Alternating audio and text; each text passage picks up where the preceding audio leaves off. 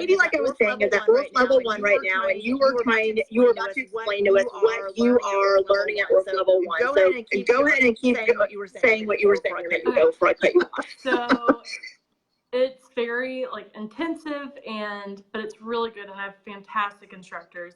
And our like little ORF family is really bonded. I have tie-dye because we all made tie-dye shirts today after class. But it's the best thing, and I'm so glad that my county was able to pay for it because it's something that I couldn't afford on my own, and it's just an opportunity that I'm really thankful for, and it's going to be really good going into year 2, having something to go off of. Like between Harmony and this ORF level 1, I feel like a burden's been lifted off of me. Awesome. As far as planning and knowing how to pace things for children. Good. And you don't have to talk to them all the time. Like you can just say, all right, this is what we're doing. Follow me. And they jump right in. And then you go back and explain, okay, this is what we did. And this is how it worked. So that's awesome. Yeah. So Katie, you are going into your what year of teaching? My 2nd year. Okay. So if you can explain to us what was last year like for you? It was a lot of like sitting in bed the night before thinking, okay, I know that this is what I want to accomplish with my kids, but I don't know where to start or what to use or what resources to use. Because when I student taught that school, I was in the same county that I'm in now, but we had game plan and all these, she had her ORF level books that I could pull from. And the school I went into, I had, the Silver Burdette book, like textbooks, which are great for teaching out of a book. But if that's not what you want to do, it's really hard to just like create things out of thin air. It was a lot of planning week to week instead of being able to sit down and say like, okay, I'm going to plan out all of August to at least have somewhat of a structure. And then, you can tweak it as you go. But I was so overwhelmed by trying to figure out how to pace things that it was constantly like just flying by the seat of my pants kind of thing.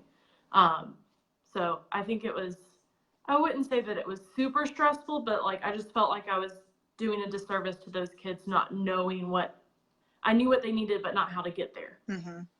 Which is completely normal. Whether you've been teaching 1 year or 30.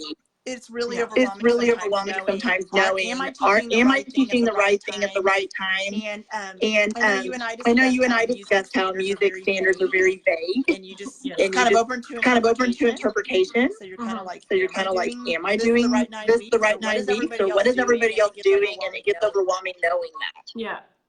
So during our conversation, we talked a lot about your first year teaching and everything.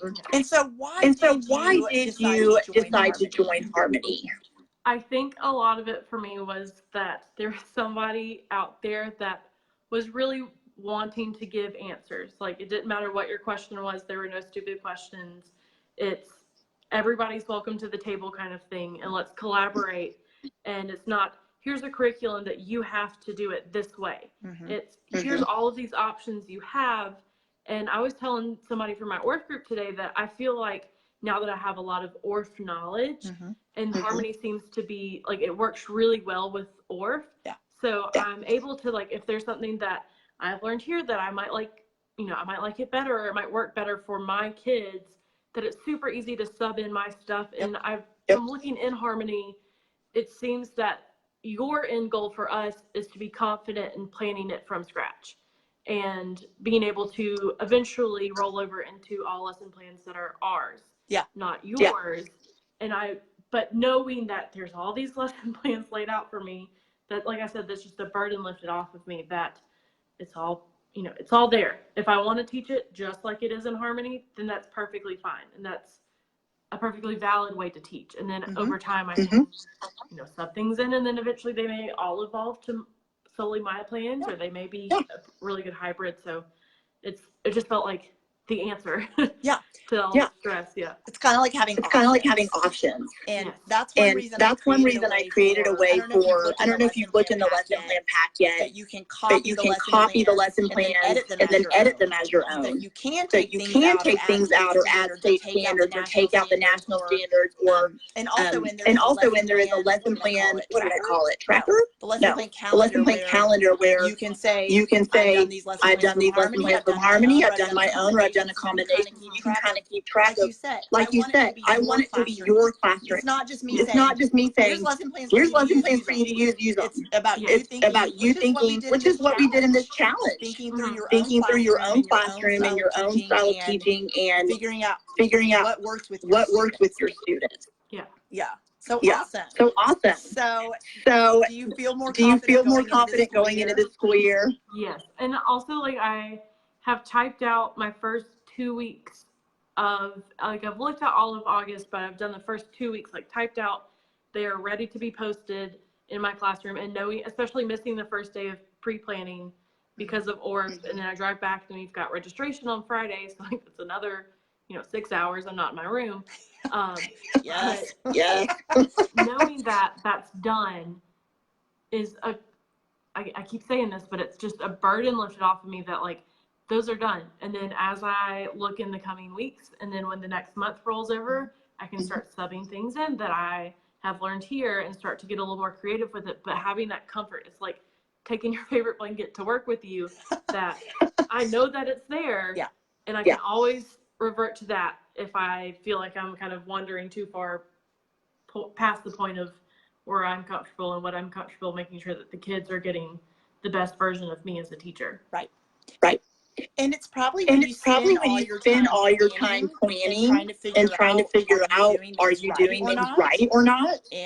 And looking through all the resources and trying to find your teaching style, that you probably do feel like your creativity stifled a little bit because you're spending most of that creative time figuring things out. So I know you're going to be more creative in your classroom this year too. And I'm really excited to hear about it too.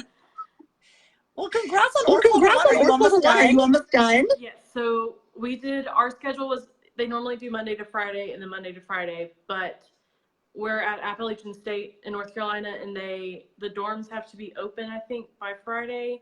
And so we did a Monday to Saturday, had yesterday off, and then do Monday to Thursday. And I'm already really sad to leave. Like, I'm really excited to get back in the classroom, but when it's just you and 16 other people, you get really tight and you spend a lot of time together. And we're doing a slideshow at our picnic dinner on Wednesday. I'm already very sad. I know I'm going to cry a lot. But I feel so much more prepared. Good. And there are people that I can fall back on. Like, we have a Facebook group of all of our little ORF group that we can say, okay, I tried this with my kids. How did you do it? And because it goes super fast paced in ORF level because we're all music teachers. So it's really easy. Like, okay, we picked it up. We got it. And they told us too, we're giving you all the steps that you could do with the song, but you might just sing the song 1 week, and the next week you might add the game, then you might play the instruments and maybe put it all together, but you're not going to realistically learn the song, learn an ostinato, learn a game, learn the ORF arrangement. But between Harmony and having that group to go in and ask questions, and then having the ORF group, it's just, I have a community now. And most of these teachers here, all of them except myself and one other person, are from North Carolina. So I'm like, oh, I'm not going to, have that community, but Facebook's a wonderful thing that just jump on there and within minutes have other ideas that you might not have thought of, or comments or things that people have tweaked. So I feel so relieved going into this year. I'm not stressed about what do I teach? I don't know. I don't feel like I've got to sit down and plan it all out like I did last year, because it's going to come more naturally because I've had this ORF training and I have Harmony to fall back into until I'm comfortable to kind of go out on my own. But, oh yeah. Well, and if I can encourage you, Katie, I told you this during our one-on-one call, that second year of teaching, you'll feel more confident just anyways, because your first year teaching is a learning curve, and it is you're just thrown in there, and you're like, wait, this is my classroom now. You're expecting me to teach these kids, and no one's around here to help me. So it's overwhelming. And too, I think that it has a lot to do with, like, I'm going to know a lot of the kids from last year, that it's not me against them. Yeah. I'm not trying to pull them along with me, that we're in there together and our goal is to make music, but we can do that in so many ways, and we can all do that in different ways in one class. And I think, you know, just like I have my community of music teachers, that we are a community of musicians within my classroom. Yeah. And I think that that's, like, it makes me very happy to think that I'm going to see a lot of my babies on Friday at registration. That's kind of like what's getting me through the being sad about leaving my org family, that I get to see my little ones on Friday when they come register. That's awesome. I'm really excited. Yay. That's awesome.